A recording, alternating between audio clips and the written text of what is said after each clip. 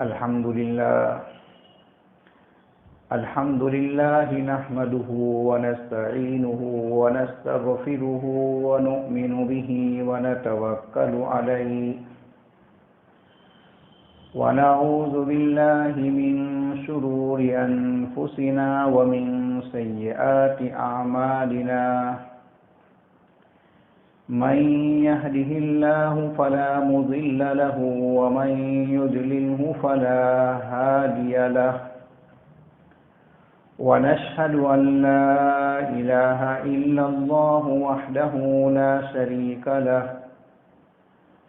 ونشهد أن سيدنا ونبينا ومولانا وسندنا محمدا عبده ورسوله صلى الله تعالى عليه وعلى آله وأصحابه وبارك وسلم تسليما كثيرا كثيرا أما بعد فأعوذ بالله من الشيطان الرجيم بسم الله الرحمن الرحيم يا أيها الذين آمنوا صلوا عليه وسلموا تسليما صدق الله المولانا العظيم وصدق رسوله النبي الكريم ونحن على ذلك لمن الشاهدين والشاكرين والحمد لله رب العالمين. معزز سامعین کرام، اللہ عز و جل نے حضرات انبیاء کو اور حضرات رسول کو دنیا میں اس لیے بھیجا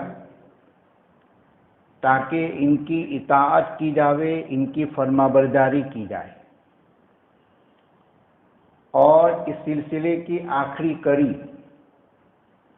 سرکار دو عالم صلی اللہ علیہ وسلم کو بنایا، یعنی سرکار دو عالم صلی اللہ علیہ وسلم سب سے اخیر میں تشریف لائے۔ حق تبارک و تعالی قرآن کریم میں ارشاد فرماتے ہیں، جس کا ترجمہ یہ ہے کہ اللہ عز و جل نے تمام انبیاء اور رسولوں کو اس لیے دنیا میں مبعوث فرمایا تاکہ ان کی اطاعت کی جاوے اور ان کی فرما برداری کی جاوے اللہ تعالیٰ کے حکم سے۔ وَمَا أَرْسَلْنَا مِن رَّسُولٍ إِلَّا لِيُطَاعَ بِإِذْنِ اللَّهِ۔ اور حق تبارک و تعالیٰ نے سرکار دو عالم صلی اللہ علیہ وسلم کی اطاعت اور فرما برداری کو اپنی اطاعت اور فرما برداری قرار دیا ہے۔ من یطیع الرسول فقد اطاع اللہ، جس نے رسول کی اطاعت کی اس نے اللہ تعالیٰ کی اطاعت کی، جس نے رسول کی فرما برداری کی اس نے اللہ تعالیٰ کی فرما برداری کی۔ اور سرکار دو عالم صلی اللہ علیہ وسلم کا ارشاد ہے، من اطاعنی فقد اطاع اللہ ومن عصانی فقد عصی اللہ، جس نے میری اطاعت کی اس نے اللہ کی اطاعت کی، اور جس نے میری نافرمانی کی اس نے اللہ تعالیٰ کی نافرمانی کی۔ اور اطاعت میں صرف ماننے کا مسئلہ نہیں ہے کہ سرکار دو عالم صلی اللہ علیہ وسلم کی باتوں کو مانا جاوے، بلکہ خوشی سے ماننا ہے۔ اطاعت کے معنی ہی ہے خوشی سے ماننا، اور یہ خوشی سے ماننا شریعت مطہرہ میں بھی مطلوب ہیں، قرآن کریم کی اصطلاح میں بھی مطلوب ہیں، اور احادیث کی اصطلاح میں بھی مطلوب ہیں، مقصود ہیں۔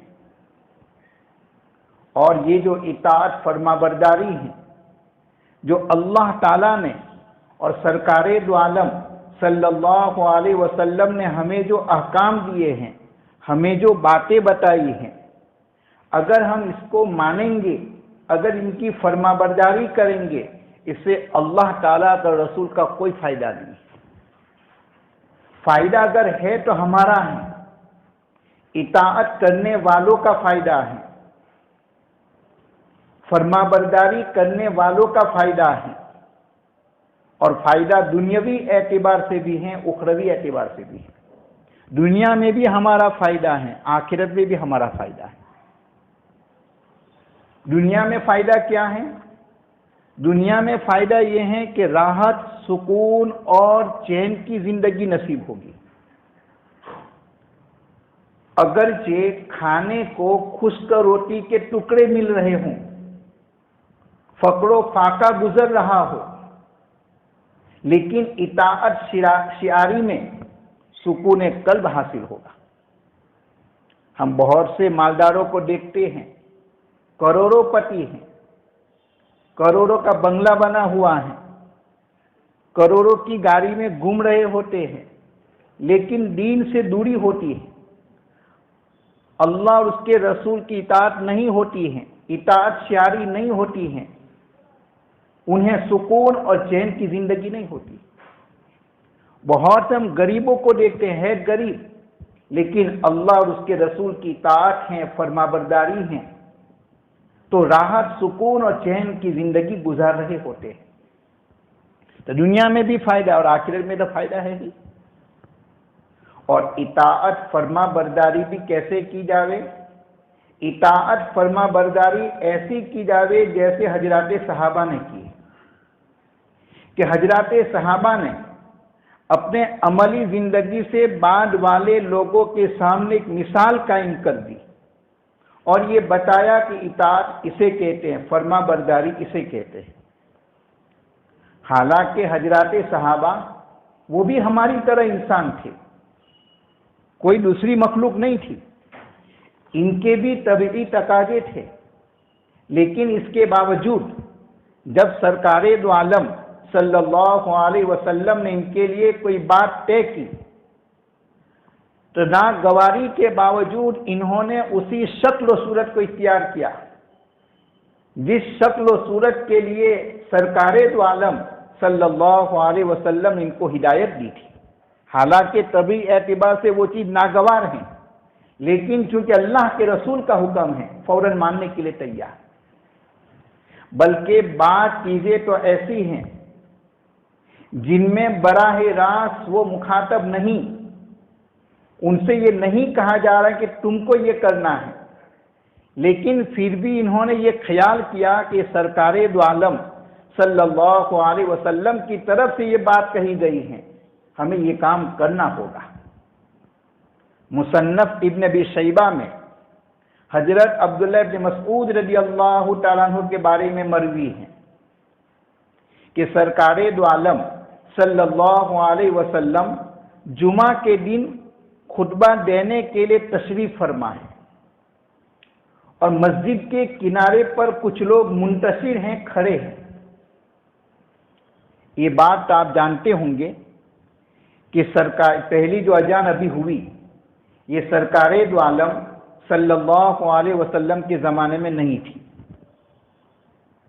حضرت ابوبکر صدیق رضی اللہ تعالیٰ عنہ کے دور میں بھی نہیں تھی، حضرت عمر بن خطاب رضی اللہ تعالیٰ عنہ کی دور خلافت میں بھی نہیں تھی، جن کی خلافت کا زمانہ کافی طویل رہا ہے، حضرت عثمان بن عفان رضی اللہ تعالیٰ عنہ کے دور میں اذان آئی، یہ پہلی جو اذان دی گئی، اللہ کے رسول کے زمانے میں نہیں، حضرت ابوبکر صدیق کے دور میں نہیں، حضرت عمر بن خطاب کے دور میں نہیں، اس لیے کسی اذان کی ضرورت ہی نہیں تھی۔ حضرات صحابہ پہلے سے مسجد میں ہوتے تھے، اور جو اذان دی جاتی ہیں پہلی اذان یہ غائبین کو بلانے کے لیے ہے کہ جو اپنے گھروں کے اوپر ہیں، جو بازاروں میں، وہ مسجد میں آ جاؤ، ابھی خطبہ شروع ہو رہا ہے اور نماز ہو رہی ہے، سب لوگ پہلے سے موجود ہیں۔ البتہ ایک آدھ دو آدمی باقی ہوتے تھے، تو یہ دوسری جو اذان جو ممبر کے سامنے دی جاتی ہیں یہ دی جاتی تھی مسجد سے باہر، خطیب جہاں بیٹھتا ہے تو اس کے سامنے مسجد سے باہر دی جاتی تھی، اور اس کا مقصد دو کہ کچھ حضرات جو باہر ہیں وہ جلدی سے مسجد میں آ جاوے، اور جو اندر ہیں ان کو اطلاع دی جاتی تھی کہ اب خطبہ شروع ہو رہا ہے، اب بیان شروع ہونے والا ہے۔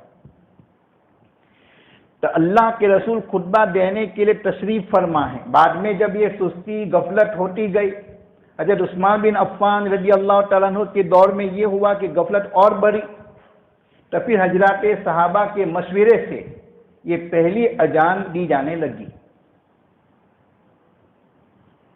تو سرکار دو عالم صلی اللہ علیہ وسلم خطبہ دینے کے لیے تشریف فرما ہیں، کچھ صحابہ مسجد میں منتظر ہیں، کھڑے ہیں، آپ ان سے فرما رہے ہیں اجلسو، بیٹھ جاؤ۔ تو ظاہر ہے کہ خطاب ان لوگوں کو ہیں جو مسجد میں منتشر ہیں۔ حضرت عبداللہ ابن مسعود رضی اللہ تعالیٰ عنہ جو ابھی آ رہے ہیں، مسجد کے دروازے پر پہنچے ہوئے ہیں جہاں پر چپلیں نکالی جاتی ہیں۔ جب انہوں نے کان میں ارشاد سنا اجلسو، وہیں پر بیٹھ گئے۔ حالانکہ وہ جانتے ہیں کہ خطاب میرے لیے نہیں ہے، جو مسجد میں منتشر ہیں ان کے لیے ہے، لیکن یہ خیال کیا کہ اللہ کے رسول کا ارشاد میرے کان میں پڑے بیٹھ جاؤ، اور میں نہ بیٹھوں، وہیں پر بیٹھ گئے۔ جب سرکار دو عالم صلی اللہ علیہ وسلم کی نظر پڑی، حضرت عبداللہ ابن مسعود رضی اللہ تعالیٰ عنہ کو اپنے قریب بلا لیا کہ مسجد میں اندر آ جاؤ۔ یہ تھا ماننے کا جذبہ۔ یہاں تک کہ بعض چیزیں ناگوار ہوتی تھی، تب بھی چونکہ اللہ کے رسول کا ارشاد ہے، اللہ کے رسول کی بات یہ ہے، فوراً ماننے کے لیے تیار۔ حضرت فاطمہ بنت قیس رضی اللہ تعالی عنہا، ان کا نکاح ہوا ہے، یہ اول مہاجرات میں سے ہیں، شروع میں ہجرت کرنے والیوں میں سے۔ ان کا نکاح ہوا ہے حضرت خالد بن ولید رضی اللہ تعالی عنہ کے چچا زاد بھائی حضرت ابو عمرو سے، ان سے نکاح ہوا ہے۔ ہجرت کر کے مدینہ المنورہ آئے ہوئے ہیں، لیکن دونوں میں انبن رہی، جس کی وجہ سے فرقت اور جدائی واقع ہو گئی، طلاق واقع ہو گئے۔ اب یہاں ان کے قریبی رشتہ دار میں ان کے چچا زاد بھائی ہیں حضرت ابن ام مکتوم رضی اللہ تعالی عنہ، جو نابینا صحابی ہیں۔ سرکار دو عالم صلی اللہ علیہ وسلم نے حضرت فاطمہ بنت قیس سے یہ فرمایا کہ تمہارے چچا زاد بھائی جو نابینا ہیں وہاں پر عدت گزارو، اور جب تمہاری عدت پوری ہو جاوے تو نکاح کے پیغام آئیں گے تو مجھ سے مشورہ کر لینا۔ چنانچہ عدت گزار رہی ہیں ابن ام مکتوم کے یہاں پر۔ جب عدت پوری ہو جاتی ہیں، وہ سرکار دو عالم صلی اللہ علیہ وسلم کے پاس آتی ہیں اور کہتی ہیں کہ 3 آدمی کے نکاح کے پیغام میرے پاس آئے ہوئے ہیں۔ ایک ہے حضرت معاویہ رضی اللہ تعالی عنہ، جو حضرت ابو سفیان اور ہندا کے صاحبزادے ہیں، جنہوں نے شام کی گورنری کی ہے 20 سال تک، اور 19 سال تک خلیفہ رہے ہیں۔ تو 19 سال خلیفہ رہے ہیں، 20 سال یہ گورنر بنے، لیکن بعد میں ایک نکاح کا پیغام تو ان کا آیا ہوا تھا، اور دوسرا نکاح کا پیغام آیا ہوا تھا ابو جہم کا۔ یہ ابو جہم یہ معمر صحابہ میں سے ہیں، ان کی عمر کافی طویل رہی ہے، اور اس کا اندازہ اس سے ہوتا ہے کہ جس وقت سرکار دو عالم صلی اللہ علیہ وسلم کو خلافت سے رسالت سے نہیں نوازا گیا تھا، اس وقت مکۃ المکرمہ میں کعبۃ اللہ کی تعمیر ہوئی تھی۔ قریش مکہ نے کعبۃ اللہ کی تعمیر کی، اور اس وقت اختلاف ہوا تھا حجر اسود کے رکھنے کے بارے میں کہ حجر اسود کو کون رکھے۔ جو قبیلے کے سردار ہوتے تھے ہر ایک چاہتے تھے کہ میں رکھوں۔ سرکار دو عالم صلی اللہ علیہ وسلم ابھی رسول نہیں بنائے گئے ہیں، آپ کو فیصل بنایا گیا۔ چنانچہ سرکار دو عالم صلی اللہ علیہ وسلم نے حجر اسود کو ایک چادر میں رکھا، اور پھر یہ فرمایا کہ جو قبائل کے سردار ہیں وہ ایک ایک کونا پکڑ لے، تاکہ یہ لگے کہ ہر ایک نے رکھا ہے۔ پھر سرکار دو عالم صلی اللہ علیہ وسلم نے اپنے ہاتھ سے حجر اسود کو رکھا، اور ہر ایک کونا پکڑے ہوئے ہیں جو بڑے بڑے لوگ ہیں۔ اس وقت جو تعمیر ہوئی ہیں ابو جہمہ موجود ہیں۔ اس کے بعد سرکار دو عالم صلی اللہ علیہ وسلم رسول بنائے گئے، 13 سال مکۃ المکرمہ میں رہے، پھر ہجرت کر کے مدینۃ المنورہ پہنچتے، وہاں 10 سال زندہ رہے۔ اس کے بعد 4 خلفاء کے دور چلے، حضرت ابوبکر صدیق، حضرت عمر بن خطاب، حضرت عثمان بن عفان، حضرت علی رضی اللہ تعالیٰ عنہ۔ پھر اس کے بعد کچھ مدت کے لیے حضرت عبداللہ ابن زبیر یہ خلیفہ بنے۔ اس وقت مسجد حرم کعبۃ اللہ کو اثر نو تعمیر کرنے کی نوبت ضرورت پیش آئی، تو اس موقع پر بھی یہ ابو جہم رضی اللہ تعالیٰ عنہ موجود ہے، اس تعمیر میں بھی موجود ہے۔ اب اس سے اندازہ لگائیے کہ ان کی عمر کافی طویل رہی ہے، اور عرب یہ نسب کو بڑے یاد رکھنے والے ہوتے تھے۔ ہم زیادہ سے زیادہ دادا پر دادا تک بتا سکتے ہیں، اس سے اوپر ہم نہیں جائیں گے۔ عرب اپنا نسب اخیر تک بتاتے چلے جاتے تھے۔ 4 اشخاص اس موقع پر ایسے تھے جن کو دوسروں کے نسب بھی یاد تھے، صرف اپنے نہیں، دوسروں کے نسب بھی یاد۔ ان 4 اشخاص میں ایک ابو جہم رضی اللہ تعالیٰ عنہ ہے، اور ایک واقعہ تم نے فضائل اعمال میں سنا ہوگا کہ ایک اثار صحابہ کے باب میں صحابہ ایک دوسرے کو ترجیح دیتے تھے، کہ ایک صحابی کے باب میں یہ منقول ہے کہ جنگ یرموک کے موقع پر ایک صحابی پانی لے کر کے نکلے، جنگ ختم ہو چکی ہیں، بہت سارے حضرات شہید ہوئے ہیں، بہت سارے حضرات زخمی ہوئے ہیں، کہ میرا چچا زاد بھائی مجھے نظر آئے، ہو سکتا ہے کہ آخری سانسیں ان کی چل رہی ہو، میں ان کو پانی پلا دوں۔ تو پانی لے کر کے ان کی تلاش میں نکلے، دیکھا کہ بھائی واقعی زخمی پڑے ہوئے ہیں۔ ان کو جب پانی پلانے کے لیے گئے تو ان کے بغل میں اور ایک صحابی زخمی پڑے ہوئے تھے، جنہوں نے آہ کی آہ، تو انہوں نے یہ کہا پہلے ان کو پانی پلا دو، اشارہ کہ پہلے ان کو پانی پلا دو۔ جب ان کے پاس گئے تو ان کے بغل میں اور ایک صحابی زخمی پڑے ہوئے تھے، انہوں نے آہ کی، تو اشارہ کیا کہ ان کو پہلے پانی پلاؤ۔ جب تیسرے صحابی کے پاس جاتے ہیں، ان کی روح پرواز ہو چکی ہے، دوسرے صحابی کے پاس آتے ہیں، ان کی بھی روح پرواز ہو چکی ہے، اپنے چچازاد بھائی کے پاس آتے ہیں، ان کی بھی روح پرواز ہو چکی ہے۔ یہ تھے صحابہ ایک دوسرے پر ترجیح دینے والے تھے۔ یہ پانی لے کر جانے والے صحابی کون ہیں؟ یہ ابو جہم ہے، یہ ابو جہم رضی اللہ تعالیٰ عنہ۔ تو ایک دوسرا نکاح کا پیغام آیا ہوا تھا ابو جہم کا، اور تیسرا نکاح کا پیغام آیا ہوا تھا حب بن حب کا، حب بن حب، حضرت زید بن حارثہ کا، حضرت اسامہ بن زید کا۔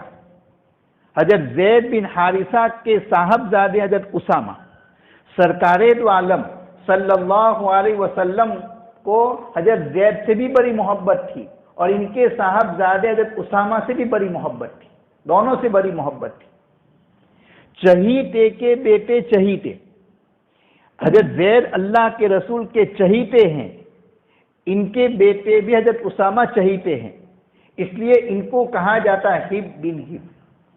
ایک تیسرا نکاح کا پیغام ان کا آیا ہوا تھا۔ سرکار دو عالم صلی اللہ علیہ وسلم نے فرمایا تم مشورہ لینے کے لیے ہوئی ہو، اور مشورہ دینے والا جو مناسب سمجھتا ہے وہ مشورہ دیتا ہے۔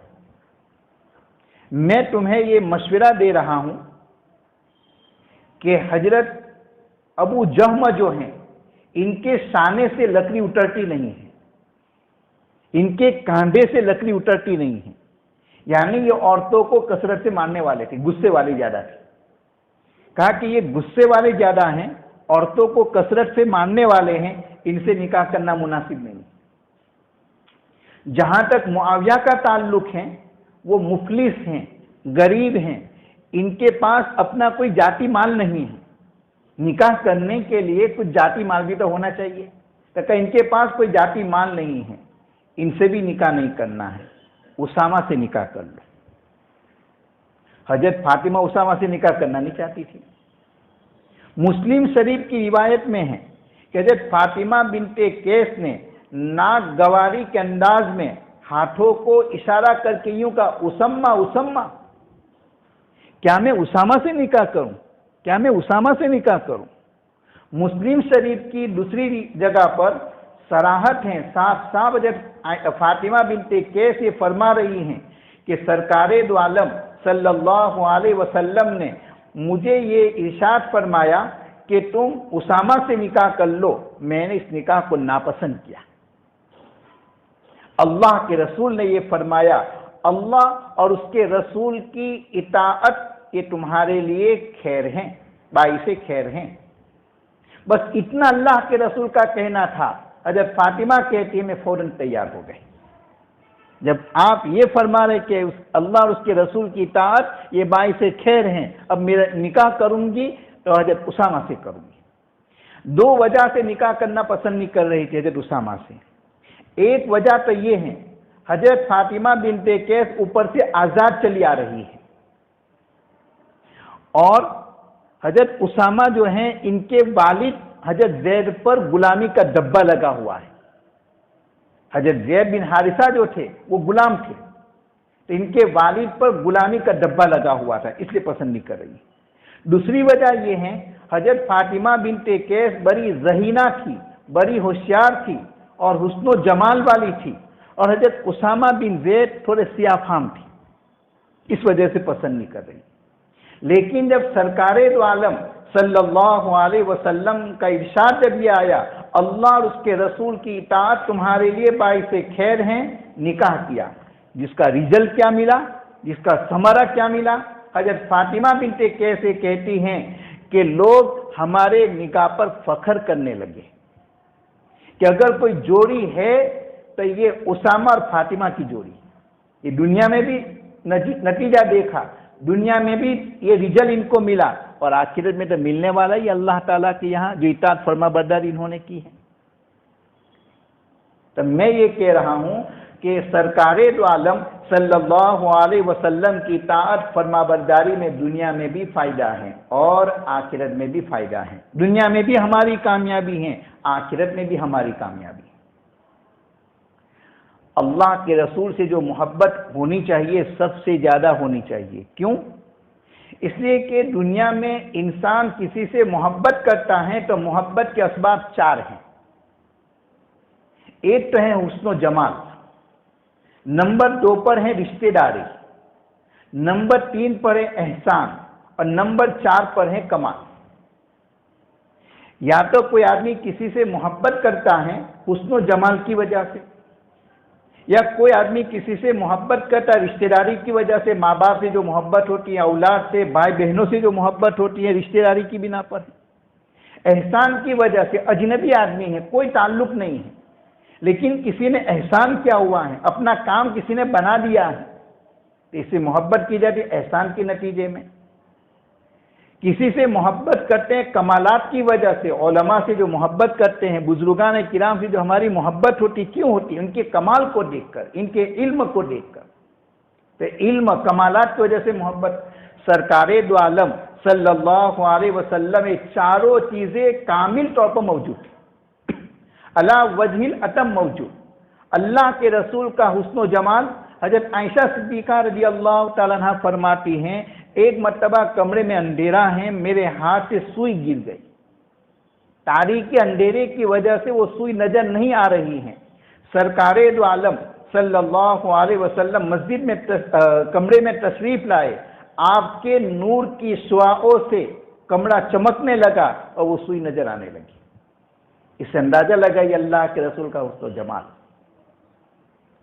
और आपके एहसानात दुनिया में भी हैं, आखिरत में भी होंगे। सबसे बड़ा एहसान ये है कि हमें जो ईमान जैसे अजीम दौलत मिली हुई है वो सरकारे दो आलम सल्लल्लाहु अलैहि वसल्लम की वजह से मिली हुई है। रिश्तेदारी भी मौजूद। अन्नबिय्यु औला बिल मुमिनीन मिन अनफुसिहिम व अज़वाजुहु उम्महातुहुम। नबी ईमान वालों से इतने करीब हैं जितना ताल्लुक है जितना कि हमारा अपनी जानों से ताल्लुक नहीं, जितना हमारा अपनी जानों से ताल्लुक नहीं है, इससे ज़्यादा सरकारे दो आलम सल्लल्लाहु अलैहि वसल्लम का हमारे साथ ताल्लुक है। फिर आगे कुरान करीम में है, اور نبی کی بیویاں تمہاری مائیں ہیں، مومنوں کی مائیں ہیں۔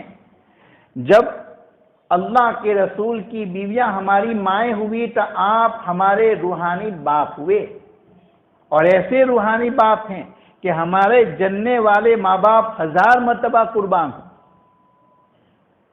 تو رشتہ داری وہ بھی موجود ہیں، کامل طور پر موجود، اور کمال ایسے موجود کہ انسان تک کیا، جانور تک کیا، اللہ کے رسول کے کمال کو دیکھ کر درخت پتھر بھی جھک جاتے تھے آپ کے سامنے۔ یہ تھے آپ کے کمال، آپ کے کمالات ایسے۔ حضرت زید بن حارثہ جن کا تذکرہ ابھی میں نے کیا، یہ غلام کیسے بنے تھے؟ یہ چھوٹے سے بچے ہیں۔ ان کی والدہ کا نام ہے سودا بنت ثعلبہ، سودا بنت ثعلبہ ان کے والدہ کا نام۔ یہ ان کے بچپن میں ان کو لے کر کے میکے گئے، اور اس وقت تک قبائل میں جنگ ہوتی تھی۔ جنگ میں جو غالب آتے تھے وہ سامنے والے کا مال بھی لے لیتے تھے، اور جو گرفتار ہوتے ان کو غلام باندیا بنا لیتے تھے۔ یہ زید بن حارثہ جو چھوٹے بچے ہیں، یہ غلام بنا کر گرفتار کر کے لے گئے، غلام بنا لیے گئے، اور مکہ المکرمہ میں فروخت ہوئے۔ حکیم بن حزام جو حضرت خدیجہ کے بھتیجے ہیں، انہوں نے 400 دراہم میں اپنے پھوپھی حضرت خدیجہ کے لیے خریدا، حضرت خدیجہ کے غلام بنے۔ پھر جب سرکار دو عالم صلی اللہ علیہ وسلم سے نکاح ہوا تو حضرت خدیجہ نے اللہ کے رسول کو ہبہ کر دیا، یہ اللہ کے رسول کے غلام بنے۔ زمانہ جاہلیت میں جو عرب کے کفار تھے، مشرکین تھے، اللہ کو مانتے تھے، اللہ کے وجود کے قائل تھے، اللہ کو خالق مانتے تھے، لیکن شرک میں مبتلا تھے۔ کعبۃ اللہ کی تعظیم بھی بہت کرتے تھے، لیکن کعبۃ اللہ میں بت رکھے ہوئے تھے، مطاف میں بت رکھے ہوئے تھے، حج بھی کرتے تھے، عمرہ بھی کرتے تھے، صفا مروہ کے درمیان سعی بھی کرتے تھے۔ عرب کے کچھ قبائل حج کے لیے آئے ہوئے ہیں، جہاں یہ زید بن حارثہ جہاں کے رہنے والے ہیں، وہاں ایک قبیلہ رہتا تھا بنو کلب۔ بنو کلب کے کچھ افراد حج کے لیے آئے ہوئے ہیں۔ انہوں نے زید بن حارثہ کو جب دیکھا تو پہچان لیا کہ تو فلاں کے بیٹے ہیں۔ زید بن حارثہ نے بھی ان کو پہچان لیا کہ میں جہاں کا رہنے والا ہوں وہیں کے رہنے والے ہیں، کہ گفتگو بھی دونوں کے بیچ میں ہوئی۔ وہ لوگ چلے گئے، جا کر کے ان کے باپ کو اطلاع کی تمہارا بیٹا تو فلاں کا غلام مکہ میں بنے ہوئے۔ اب ان کے والد حارثہ اور حضرت زید کے چچا دونوں بھائی مکہ المکرمہ آتے ہیں، اور اللہ کے رسول سے آ کر ملتے ہیں مسجد حرم میں، اور اللہ کے رسول کے دادا عبد المطلب کی تعریف کرنے لگتے ہیں۔ اللہ کے رسول نے فرمایا تمہارا مقصد کیا ہے، کیا کہنا چاہتے ہو؟ کہ میرا بیٹا یہ آپ کا غلام بنا ہوا ہے، ہم فدیے کی رقم لے کر آئے ہوئے ہیں، آپ ہمارا بیٹا ہمارے حوالے کر دو۔ اللہ کے رسول نے فرمایا بلا لیتے ہیں تمہارے بیٹے کو، اگر وہ تمہارے ساتھ آنے کے لیے تیار ہیں تو مجھے 1 روپیہ بھی نہیں چاہیے، آپ مفت میں ان کو لے جائیے، اور اگر میرے ساتھ رہنے کے لیے تیار ہو تو آپ زبردستی نہیں کر سکتے ہو۔ کہا ٹھیک ہے۔ حضرت زید بن حارثہ بلائے گئے، اللہ کے رسول نے فرمایا ان دونوں کو جانتے ہو؟ کہا کہ ہاں یہ میرے والد ہیں، میرے چچا ہیں، یہ تم کو لینے کے لیے آئے ہیں، آپ ان کے ساتھ جانا چاہتے ہو جا سکتے ہو۔ فوراً زید بن حارثہ نے کہا میں نے آپ کو اختیار کیا ہے، میں آپ ہی کے پاس رہوں گا، میں اپنے باپ کے ساتھ اپنے چاچا کے ساتھ جانا نہیں چاہتا ہوں۔ کتنے سال کی عمر ہے؟ صرف 8 سال کی عمر ہے، 8 سال کے بچے۔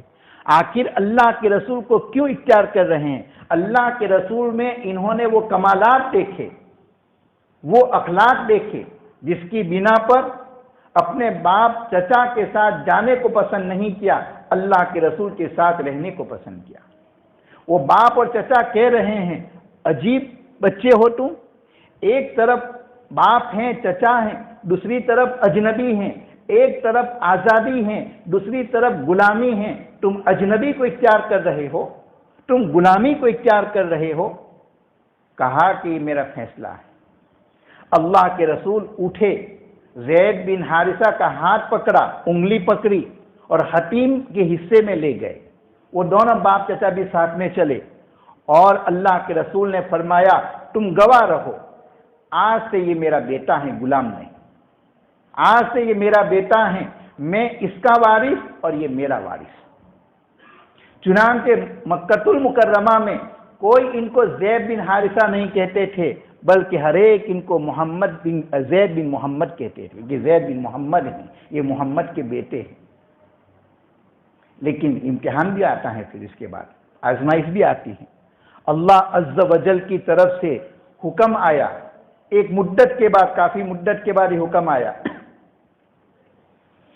کہ اب کوئی بھی متبنہ کی نسبت متبنی کی طرف نہ کرے۔ متبنہ جو لے پالک بچہ ہیں، اور ان کو جو پالنے والے ان کو متبنی کہتے ہیں۔ کوئی بھی متبنہ کی نسبت متبنی کی طرف نہ کرے بلکہ باپ کی طرف کی جاوے۔ کیا گزری ہوگی زید بن حارثہ کو اس موقع پر، اس لیے کہ وہ چاہتے تھے کہ میری نسبت محمد کی طرف ہو، اور سارے مکہ والے ان کو زید بن محمد کہتے تھے۔ اب قرآن کا حکم آ جاتا ہے کہ اب کوئی بھی زید بن محمد نہ کہے بلکہ زید بن حارثہ کہے۔ لیکن اللہ تعالیٰ نے پھر صلہ بھی دیا۔ کیا صلہ دیا؟ قرآن کریم میں کسی بھی صحابی کا نام نہیں لیا گیا ہے، لیکن حضرت زید بن حارثہ کا نام لیا گیا ہے۔ فَلَمَّا قَضَى زَيْدٌ مِّنْهَا۔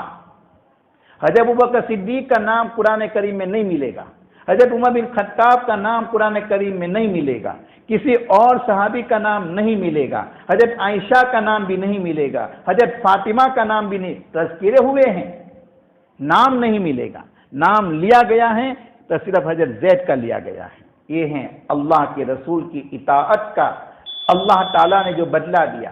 حق تبارک و تعالیٰ کئی سنی باتوں پر عمل کی توفیق نصیب فرمائے۔ وآخر دعوانا ان الحمد للہ رب العالمین۔